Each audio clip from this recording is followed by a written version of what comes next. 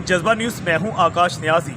हम ना होंगे तो किसी और के चर्चे होंगे, ये शहर तो कहने को फसाने मांगे। अब पाकिस्तानी अवाम को एक नया फसाना मिल गया कमिश्नर रावलपिंडी लियाकत अली चट्ठे का इस्तीफे का।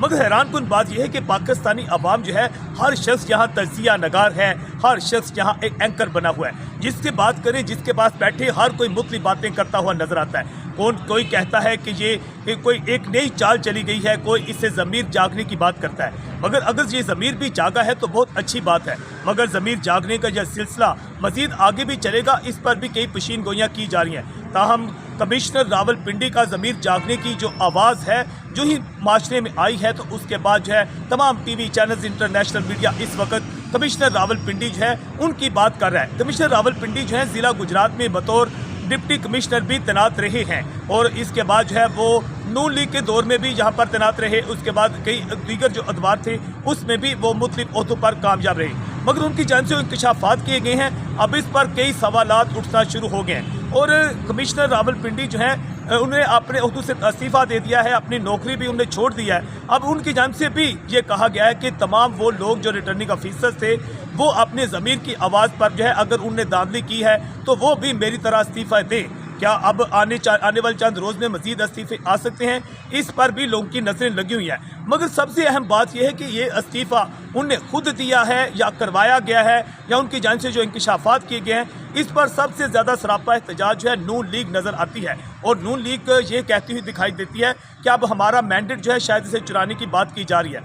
मगर अब ये इतलात भी सामने आ रही हैं कि क्योंकि रावलपिंडी डिवीज़न की जो 13 कौमी और 7 सूबाई सीटें हैं वो सवालिया निशान बन चुकी हैं। क्या आने वाले दिनों में रावलपिंडी जो डिवीज़न में इंतखाबात हुए हैं, इन्हें इलेक्शन कमीशन मुकम्मल तौर पर मुस्तरद कर देगा, या इस डिवीज़न में दोबारा इलेक्शन करवाने का कोई सिलसिला शुरू होगा, या ये पूरे पंजाब में या पूरे पाकिस्तान में दोबारा इलेक्शन कराने की तरफ भी पूरा सिलसिला जो है जा सकता है। ताहम इलेक्शन कमीशन की जानिब से इस बात की तरदीद की गई है कि ऐसे तमाम इल्ज़ामात को मुस्तरद किया गया है। नून लीग भी इन इल्ज़ामात को मुस्तरद कर रही है, ताहम PTI जो है वो भरपूर सपोर्ट करती हुई नज़र आ रही है। अब ये भी बातें सामने आ रही हैं कि अगले चंद रोज़ में क्या होने जा रहा है। अगर तहरीक इंसाफ और दीगर जमातें जो है एहतजाजी कॉल देती हैं और एहतजाज का एक लंबा चौड़ा सिस्टम शुरू हो जाता है, तो क्या मुल्क जो है एक दफ़ा फिर कोई एमरजेंसी यहाँ लग सकती है, यहाँ के हालात ख़राब हो सकते हैं। या अब ज़्यादातर ये भी इम्कान पैदा हो गया है कि जिन जिन हलकों के लोगों ने हाई कोर्ट में और सुप्रीम कोर्ट में जो फैसलों को चैलेंज कर रखा है, सुप्रीम कोर्ट की जानिब से जो है जो उम्मीदवार हकीकी मायनों में जीते हुए थे, जिनके पास 45 फार्म मौजूद हैं, उनके मुताबिक आला अदालतें जो है हाई कोर्ट और सुप्रीम कोर्ट फैसले सुना सकती है, जिसके बाद जो तहरीक इंसाफ है उसकी सीटों में तकरीबन जो है 20 से 25 और तकरीबन बताया जाता है कि 30 से 35 या 40 सीटें जो हैं इनका इजाफा हो सकता है, जिसके बाद तहरीक इंसाफ की ना सिर्फ पंजाब बल्कि इसके साथ साथ जो है वफाक में हुकूमत भी बन सकती है। खास तौर पर पीपल्स पार्टी के साथ मिलकर जो है तहरीक इंसाफ मुस्तकबिल में हुकूमत बना सकती है।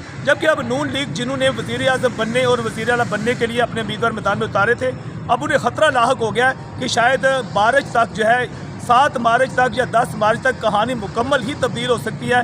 और इस बात का भी इम्कान है कि तहरीक इंसाफ का ही कोई जो है वज़ीर आज़म भी सामने आ सकता है, पीपल्स पार्टी का वज़ीर आज़म आ सकता है, या इस तरह कई और जमात जो है उसका वज़ीर आज़म सामने आने का इम्कान भी पैदा हो गया है। जज्बा न्यूज़ से मैं हूँ आकाश न्याज़।